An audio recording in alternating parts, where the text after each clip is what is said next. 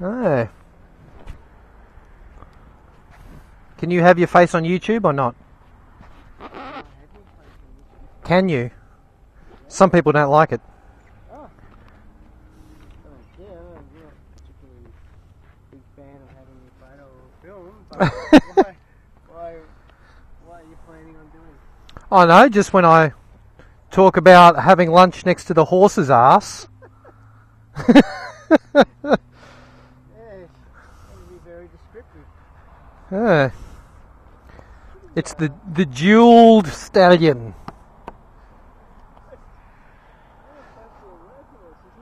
Oh, yeah, a Clydesdale. It's about actual size. Yeah, just a bizarre place to set up for lunch so that you can spray gases at you. And here we have two of the most different bikes you could imagine. The Suzuki Boulevard and the Husqvarna SM610. One brand new, one aging. 2013 Suzuki Boulevard. Whoa, I feel like I'm sitting on the ground.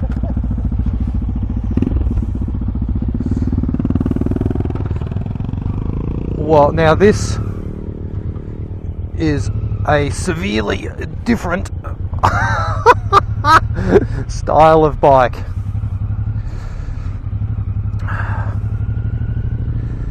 Make sure I find all the instruments first. Indicators.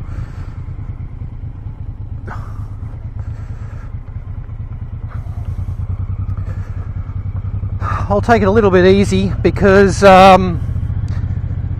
not only is this not my bike, and not only is it brand new, but it is completely different riding style. In fact, I rode my dad's Harley at one point and it didn't feel like this. So I'll have to confirm with Shane the details, but I think that we're up around a 1.7 litre motor. It's 109 cubic inches, and yes,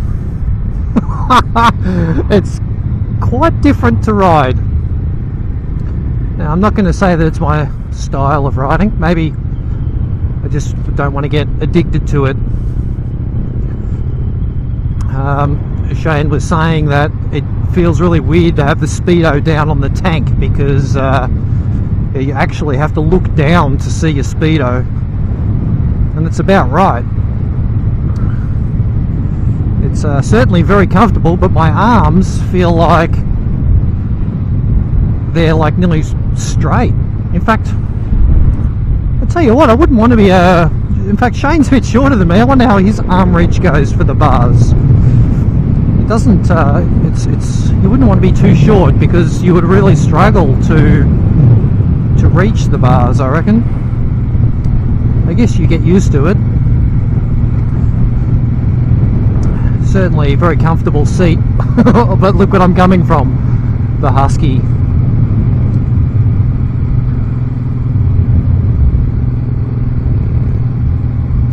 We're at 2,500 RPM. Cruises along. I mean, it's effectively a car engine, so yes. Beautiful, beautiful roads out here. There's probably no better location than to test a cruiser. I feel a little bit lucky, privileged. Okay. Oh yeah. Well, that's not even getting up the revs. That's, you know, quite low in the revs.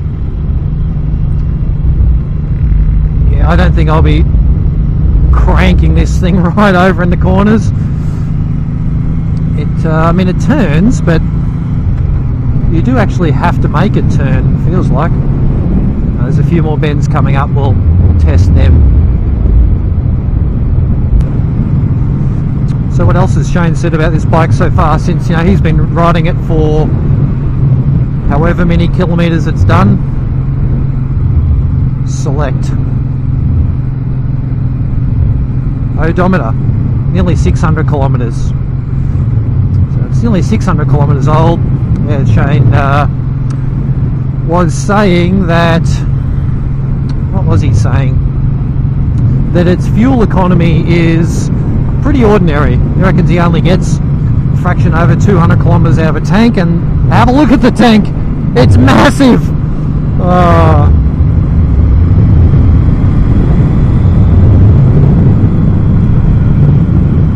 Well, you're certainly not going to have an issue cruising along at 100 on this. How many gears has it got?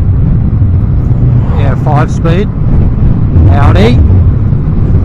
5-speed, so 5-speed, 80 kilometres an hour. What are we doing? 2,000 RPM.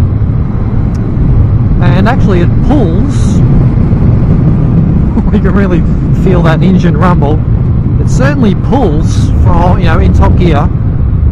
Maybe we'll drop back a little bit slower. Can do 60 k's in top gear. Wait, stay there, mate.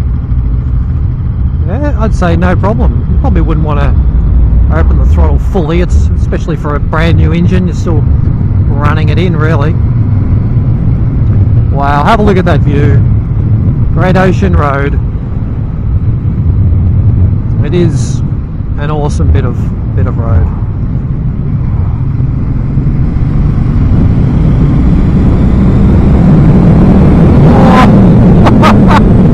Feels like you're going into warp drive. Holy crap, that was a good manoeuvre, Mr. Audi.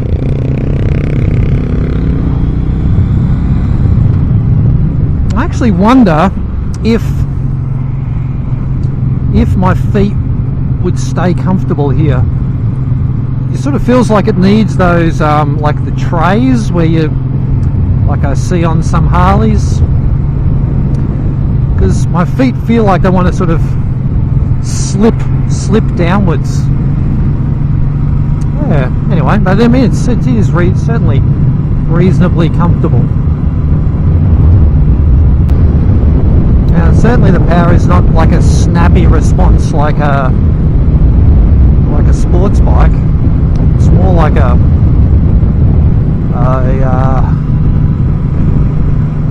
rumbling dinosaur. I don't know. It's like you open the throttle, you can. Hey, what have we got here? Something, a flame. Yeah, it's like a rumbling dinosaur. It's got feels like it's a massive amount of grunt pulling power.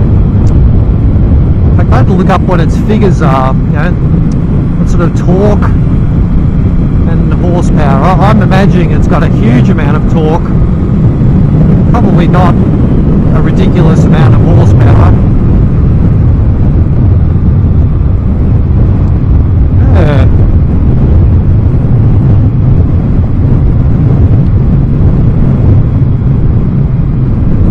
You can certainly have a trailer on here and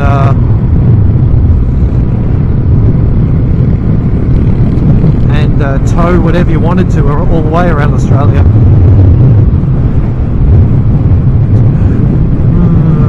Problem is, I'm used to the Husky now. I'm used to a motard, and I keep seeing these little dirt roads on the side. I go, oh, I wonder what's down there.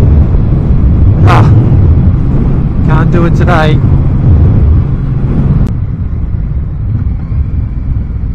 Oh, listen to that rumble.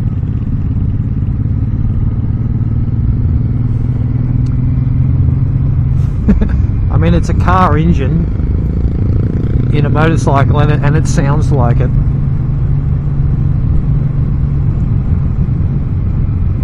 Yeah. What's he saying?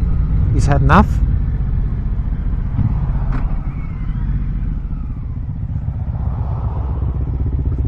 Wow, I don't even feel like I need to put my foot down.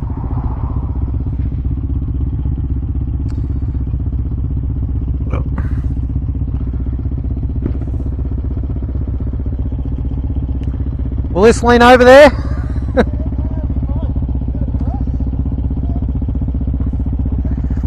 I wouldn't want it to fall over. You might have trouble picking it up. Might take both of us. Yeah, yeah. Cool. Did you have enough of a... So now you think that'll be smooth now that you've ridden that? I don't know if it's very smooth, but... Yeah, no, that was good. Yeah. Couple of corners there. Yeah, a couple of corners. You actually need to tip it in. It's not like, you know, a sports bike will sort of fall into corners. Yeah. You actually need to turn it in. The big wheel on the back means, yeah, you sort of have to Yep. push it in and... yeah, once you get used to it, it's not too bad. Yeah. How do you go with the arm reach? I felt like my arms are almost straight. Yeah, I'm almost just hanging off my arms. Yeah, yeah. But yeah, no, once you get used to it, it's not too bad. I pressed that for you. Yeah, no. I was seeing how many kilometres you'd done. How many's on there? 580 or something? Yeah, that's alright. Yeah. Gotta get it. Well, now I'm back on my Husky. And actually, this feels easier to ride. I guess I'm just used to it, but... well, man, this is definitely not as comfortable. Suddenly my ass feels sore. Oh, and that's the other thing I should have mentioned, the brakes. The brakes on that bike, you squeeze them and you need to squeeze them fairly hard. I guess it's, you know, it's got a fair bit of weight that it's pulling up. Whereas this, you know, you just touch it and the front end dives and the thing grinds to a halt.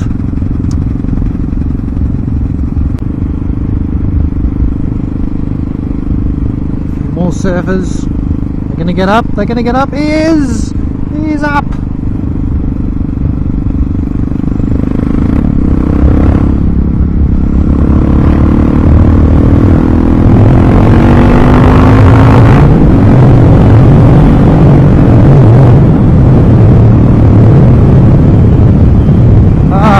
Beautiful, good timing.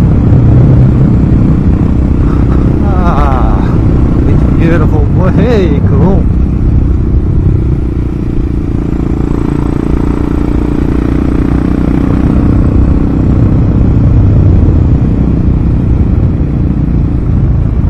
Stay there, mate.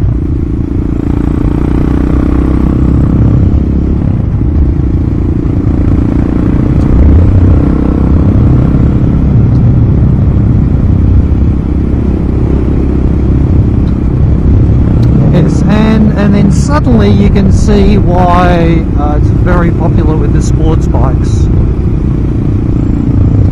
Yeah, I mean it's a windy road, magnificent views. Unfortunately for sports bikes, there is a lot of traffic and subsequently quite a large police presence. But yeah. Still a magnificent ride. I mean, I'm just here for a cruise today, so with Shane on his Boulevard, so we won't be setting any world speed records, that's for sure. So yeah, I mean basically the Great Ocean Road winds along the coast, and obviously it just dips inland every now and again like this, to get over the peaks and troughs, I guess. And then we can really tip that fucker in.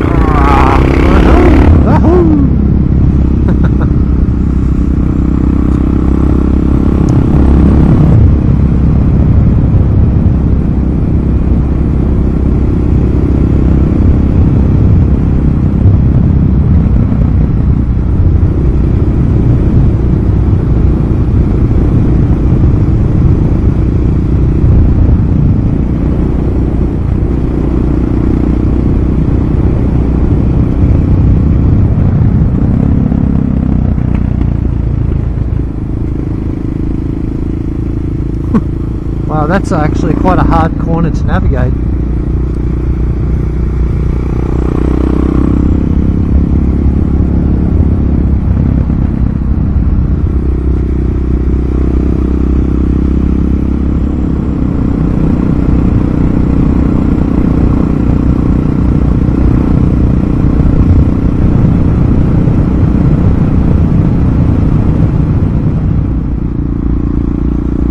So when I was watching Migs's videos in South Africa, it sort of reminded me, it's riding along the coast, and it reminded me of this road, which is why I had a bit of an inkling to come and ride it.